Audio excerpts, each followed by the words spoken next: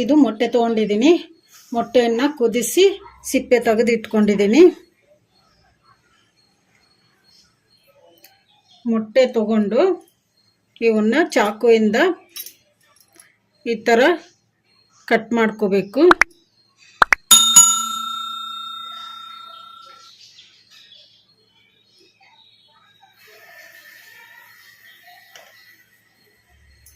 ಈ ಥರ 4 side cut ಮಾಡ್ಕೋಬೇಕು. ಈಗ ಎಲ್ಲ ಮೊಟ್ಟೆಯನ್ನು ಈ ಥರ ಕಟ್ ಮಾಡ್ಕೊಂಬಿಡೋಣ. ಎಲ್ಲ ಮೊಟ್ಟೆಯನ್ನು ಕಟ್ ಮಾಡಿ ಇಟ್ಕೊಂಡಿದ್ದೀನಿ. ಈಗ ಈ ಮೊಟ್ಟೆಗೆ ಮಸಾಲ ರೆಡಿ ಮಾಡ್ಕೊಂಬಿಡೋಣ. ನಾನು ಒಂದು ಬಟ್ಲ ತೊಗೊಂಡಿದ್ದೀನಿ. ಬಟ್ಲಕ್ಕೆ 1 ಸ್ಪೂನು ಖಾರ ಪುಡಿ ಹಾಕೋಣ. ಒಂದು ಅರ್ಧ ಸ್ಪೂನು ಅರಿಶಿನ ಪುಡಿ ಹಾಕೋಣ.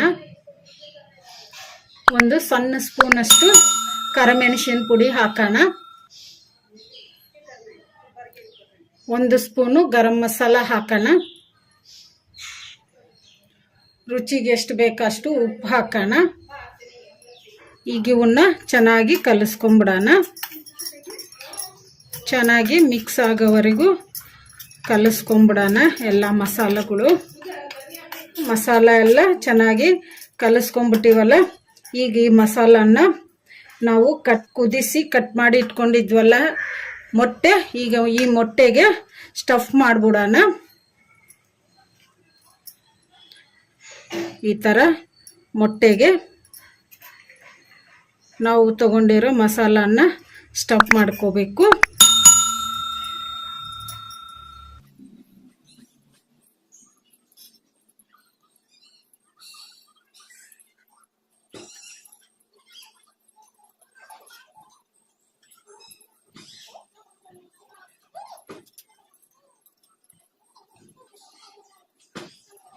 ಈ ಥರ ಎಲ್ಲ ಮೊಟ್ಟೆಗೂ ಸ್ಟಫ್ ಮಾಡ್ಕೊಂಬಿಡೋಣ.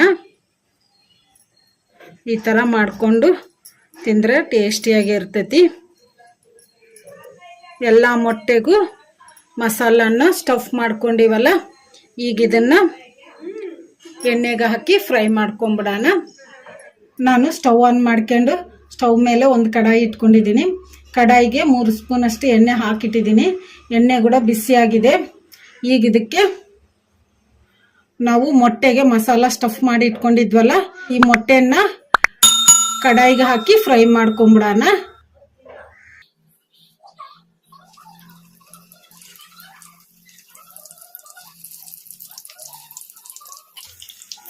ಮೀಡಿಯಂ ಫ್ಲೇಮಲ್ಲಿ ಫ್ರೈ ಮಾಡ್ಕೋಬೇಕು. ಮೊಟ್ಟೆನ 1-2 ನಿಮಿಷ ಫ್ರೈ ಆದಮೇಲೆ ಮೆಲ್ಲಕ್ಕೆ ಟರ್ನ್ ಮಾಡ್ಕೊಂತ ಫ್ರೈ ಮಾಡ್ಕೋಬೇಕು. ಮೊಟ್ಟೆಯನ್ನು ಚೆನ್ನಾಗಿ ಫ್ರೈ ಮಾಡ್ಕೋಬೇಕು.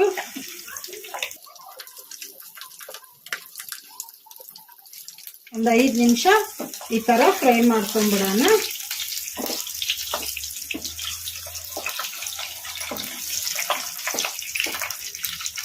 ಈಗ 5 ನಿಮಿಷ ಆಗಿದೆ. ಮೊಟ್ಟೆ ಚೆನ್ನಾಗಿ ಫ್ರೈ ಆಗಿದ್ದಾವೆ.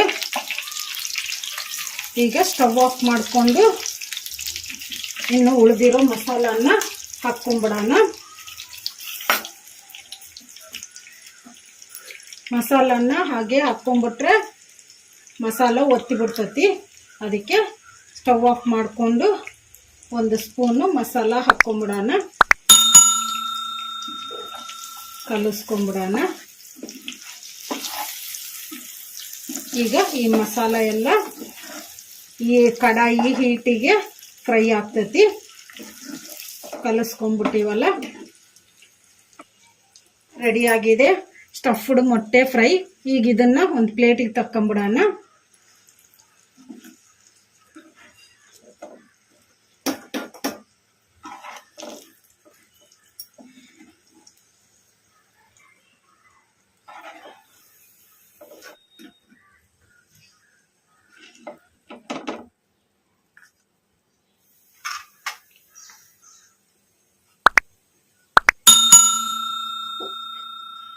ಈ ಗ್ರೇವಿನ ಅನ್ನದ ಜೊತೆಗೆ ಕೂಡ ತಿನ್ಬೋದು.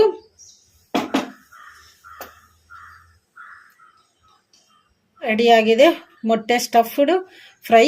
ಇದನ್ನು ಅನ್ನ ಸಾಂಬಾರ್ ಜೊತೆಗೆ ಸೈಡ್ ಡಿಶ್ ಥರ ಆದರೂ ತಿನ್ಬೋದು, ಹಾಗೆಯೇ ಈವ್ನಿಂಗ್ ಸ್ನ್ಯಾಕ್ ಥರ ಆದರೂ ಮಾಡಿಕೊಂಡು ತಿನ್ಬೋದು. ಮಕ್ಕಳಿಗೆ ಈ ಥರ ಮಾಡಿಕೊಟ್ರೆ ತುಂಬ ಇಷ್ಟಪಟ್ಟು ತಿಂತಾರೆ. ಮಕ್ಕಳು ಕುದಿಸಿರೋ ಮೊಟ್ಟೆಯನ್ನು ತಿನ್ನೋದಿಲ್ಲಲ್ಲ, ಅಂಥ ಟೈಮಲ್ಲಿ ಈ ಥರ ಸ್ಟಫ್ಡು ಮೊಟ್ಟೆ ಫ್ರೈನ ಮಾಡಿಕೊಟ್ರೆ ಮಕ್ಕಳು ಇಷ್ಟಪಟ್ಟು ತಿಂತಾರೆ.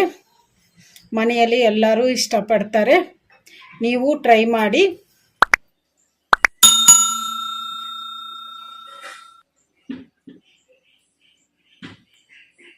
ಈ ವಿಡಿಯೋ ನಿಮಗೆ ಇಷ್ಟ ಆದರೆ ನನ್ನ ಚಾನಲನ್ನು ಸಬ್ಸ್ಕ್ರೈಬ್ ಮಾಡಿ, ಲೈಕ್ ಮಾಡಿ, ಶೇರ್ ಮಾಡಿ, ಕಮೆಂಟ್ ಮಾಡಿ.